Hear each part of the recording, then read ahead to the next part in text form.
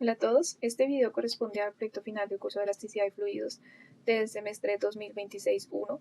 Soy Valentina Urbano y junto a mis compañeros Rafael Carbonell y Simón Sandoval vamos a hablar un poco del método de Lattice-Boltzmann en dinámica de fluidos computacional. El video está organizado en 5 partes: introducción, fundamento físico, las ecuaciones del método, algunos ejemplos de aplicación con simulaciones propias y finalmente las conclusiones. Bueno, empezamos con la introducción. ¿Qué es Lattice-Boltzmann y por qué necesitamos un método como este? En la mayoría de los problemas de interés, las ecuaciones de Navier-Stokes no tienen soluciones analíticas sencillas.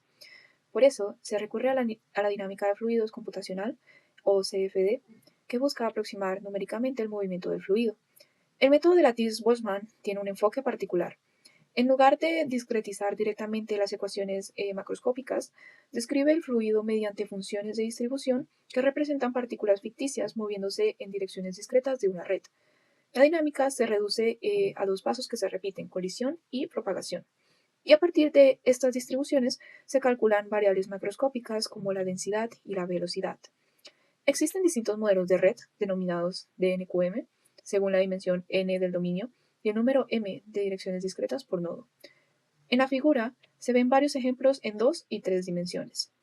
En este trabajo usamos el modelo de 2Q9, adecuado para simulaciones bidimensionales, donde cada nodo tiene 9 direcciones posibles, 8 hacia sus vecinos y una en reposo.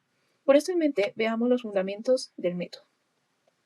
Buenas, mi nombre es Rafael Carbonell. Yo les voy a explicar el fundamento físico que tiene el método de Lattice-Boltzmann en la dinámica de fluidos computacional.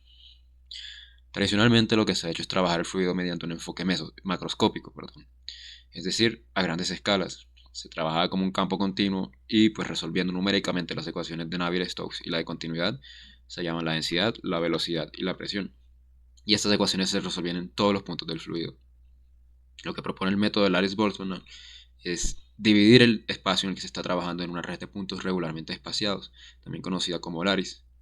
En cada uno de estos puntos va a estar definida una función de distribución f sub i, donde i corre desde 0 hasta 8, y igual a 0 representando la parte del fluido que se mantiene quieto, y desde 1 hasta 8 cada una de las direcciones en las que se puede mover según nuestro modelo, que en este caso son 8. Esa función f sub i puede tener la interpretación de la probabilidad de encontrar partículas ficticias, que serían las que estamos simulando en este nodo, yendo hacia la dirección que corresponde según el i, según el índice i. O también se puede entender como la cantidad de fluido moviéndose en la dirección y correspondientemente, que en el momento se encuentra en el punto X, es decir, en el punto donde se esté evaluando la función, o sea, en el nodo.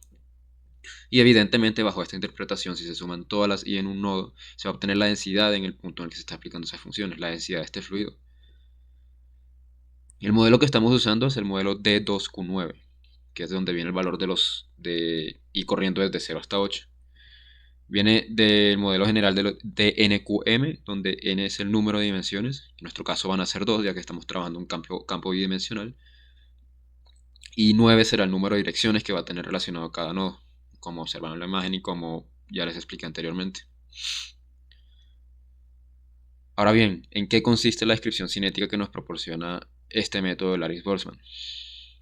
Sucede que el comportamiento del físico del fluido va evolucionando a lo largo del tiempo y se repite indefinidamente en un ciclo de 2 fases, que son la colisión y la propagación. En el caso de colisión, sucede que las partículas virtuales, que son las que estamos simulando, interactúan en un mismo nodo chocando entre sí. Este choque lo que provoca es que las funciones de distribución f sub i se modifiquen localmente en ese nodo, tendiendo a un estado relajado, entre comillas, un estado llamado distribución de equilibrio. Ese estado es el que corresponde al estado de equilibrio termodinámico en este nodo.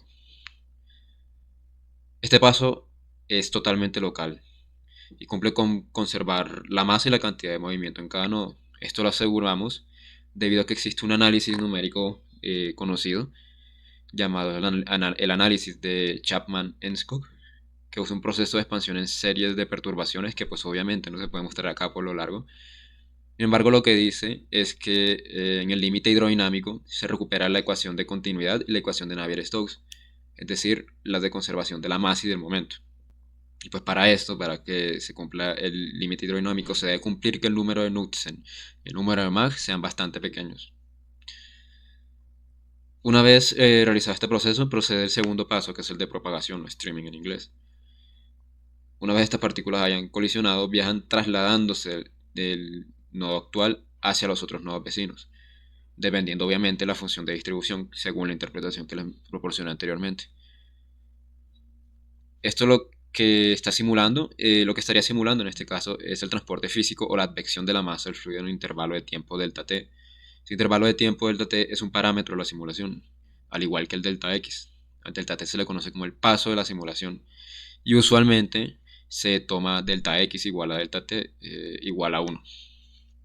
Sin embargo, de todas formas, se necesitan definir unas variables adimensionales para el análisis adimensional, que en el caso del tiempo y de la posición, y pues la velocidad que se toma como diferencias finitas, es dividir sus verdaderos valores entre sus valores discretizados, que es como pueden ver en la parte inferior izquierda de la diapositiva. Otra condición que debe tener la simulación, otra condición física impuesta, es que se mantenga igual el número de Reynolds del fluido físico que estamos buscando simular. ¿Por qué se necesita esto? El número de Reynolds caracteriza el régimen entre laminar y turbulento en el que se encuentra el fluido. Entonces, pues al mantener igual el número de Reynolds en la simulación, mediante la red se mantendrán las cualidades hidrodinámicas que se presentan físicamente. Es decir, las cualidades que se presentan físicamente se podrán traducir al lenguaje matemático que está manejando la computadora mediante la red. Por último, el modelo de Larrey-Boltzmann permite pequeñas variaciones en la densidad. Entonces se necesita que el flujo se comporte aproximadamente de manera incompresible. Para esto se trabaja bajo número de Mach. Este principio lo vimos en clase, de hecho. Con estas variables adimensionales mencionadas, ya se concluye el análisis adimensional y se pueden hallar las variables físicas del fluido despejándolas a partir de estas ecuaciones. El análisis de Chapman-Enskog que mencioné anteriormente nos está proporcionando también una relación para la viscosidad que depende de una constante relacional número de Mach, que es C sub S, que es la velocidad del fluido, la velocidad del sonido en el fluido, que para nuestro modelo, el modelo de 2Q9, su cuadrado es igual a 1/3. Y también depende de un parámetro tau, se le conoce como el tiempo de relajación. Este es un parámetro de la simulación, es decir, un valor propio de la simulación, y gobierna qué tan rápido regresa el fluido al equilibrio. Determina también directamente la viscosidad cinemática bajo la relación que les acabo de que pueden ver en la diapositiva.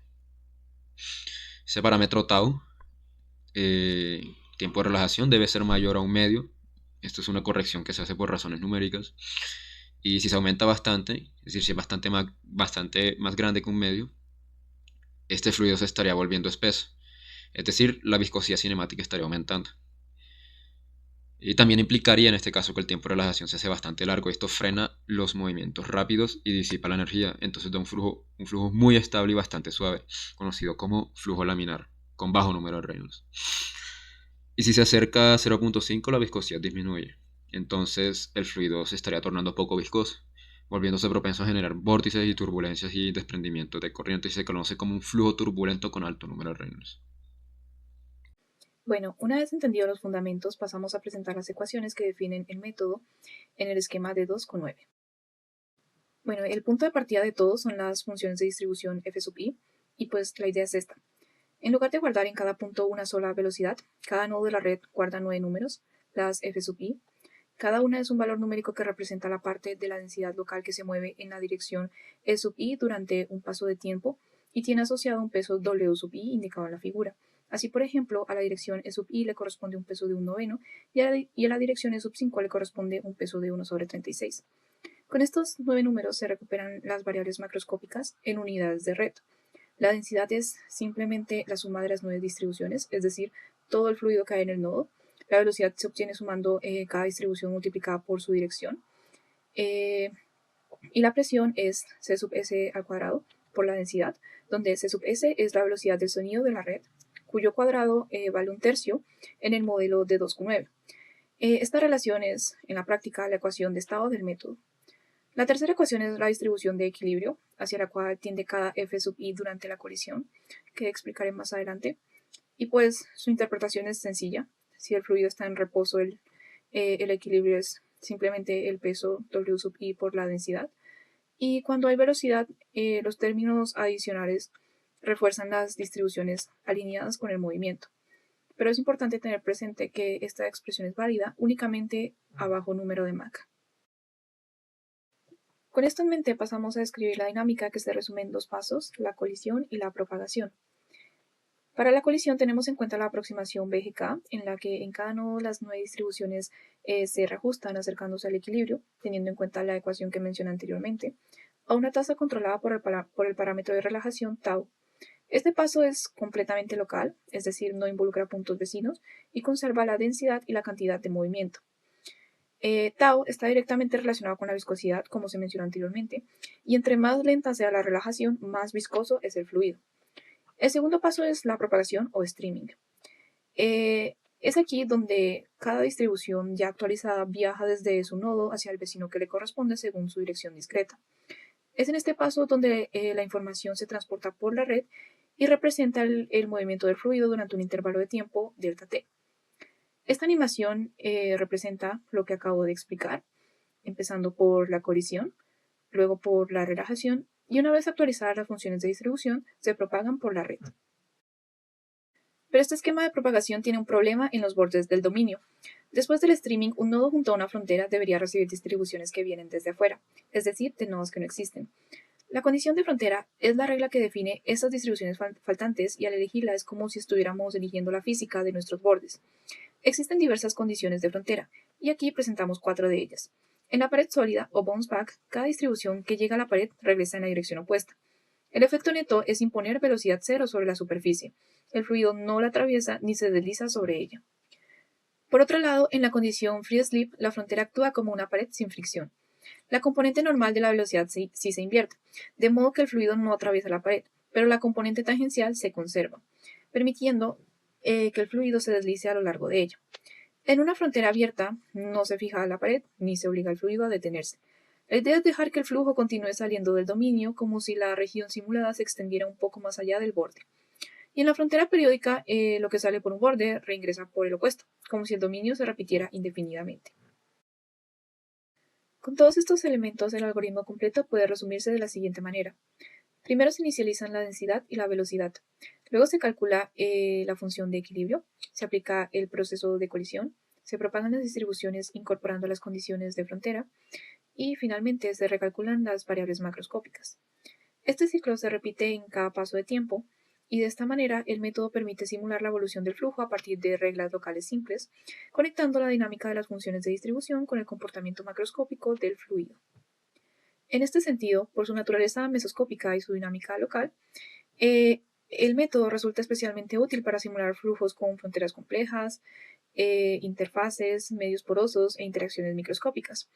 Además, su estructura algorítmica facilita la paralelización, lo que lo convierte en una herramienta eficiente para problemas computacionalmente exigentes. Esto explica su aplicación en áreas muy diversas como medios porosos, fluidos multifásicos e interfaces, biofluidos, flujos con geometrías complejas y en procesos de transferencia de calor y convección. Varios de estos casos corresponden precisamente a los problemas que se presentarán a continuación en los ejemplos.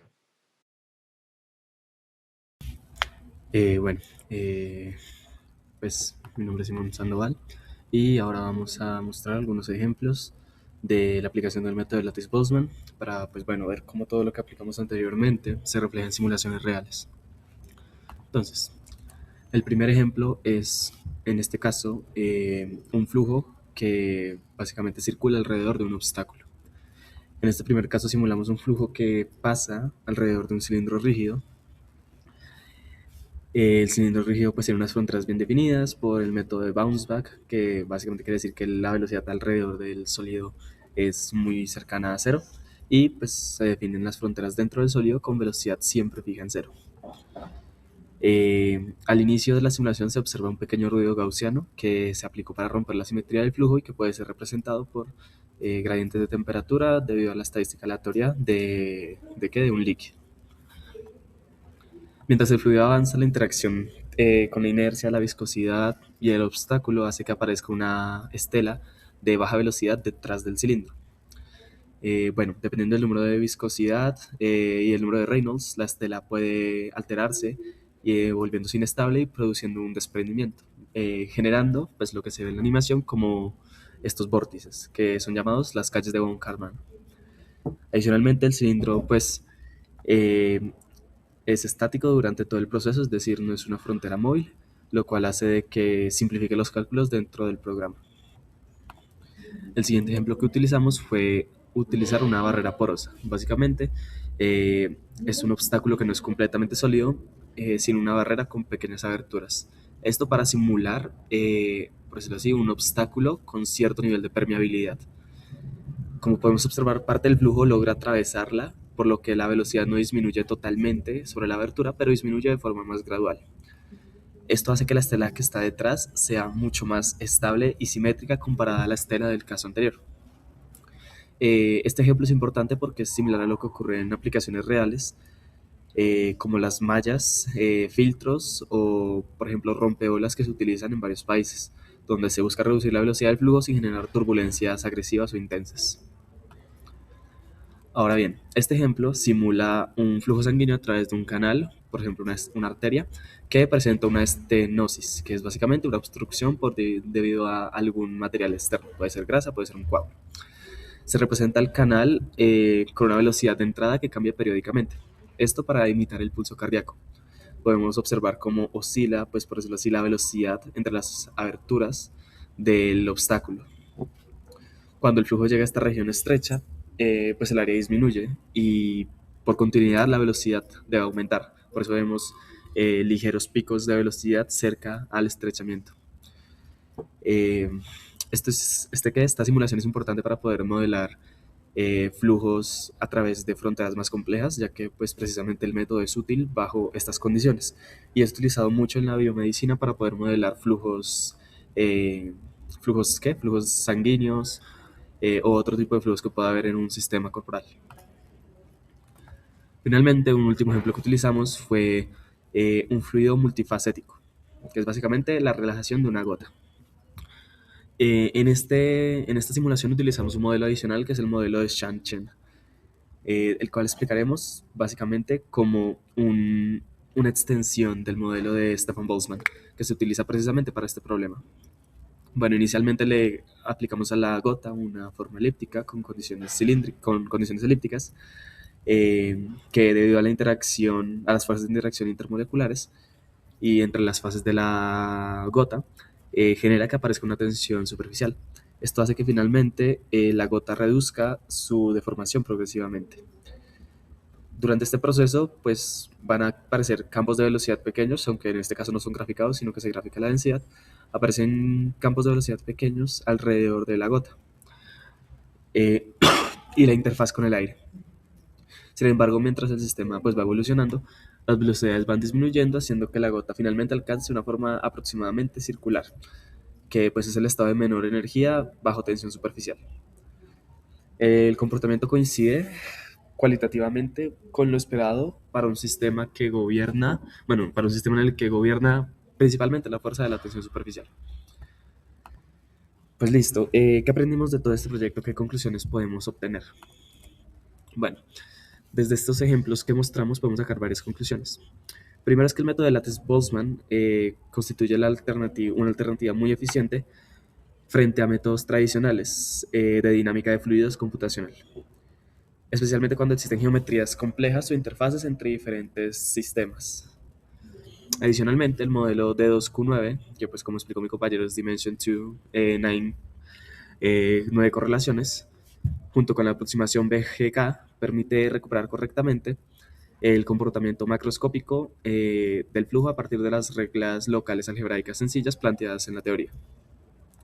Vimos que el mismo método es útil para estudiar problemas distintos como el desprendimiento de vórtices, flujos en medios porosos, aplicación en biofluidos, simulaciones multifacéticas, etc. Finalmente, gracias a que todas las operaciones son locales, pues el algoritmo hace que sea sencillo de paralelizar, es decir, de extender para distintos problemas. Esto hace que hoy en día sea una herramienta ampliamente utilizada en la investigación y en la ingeniería.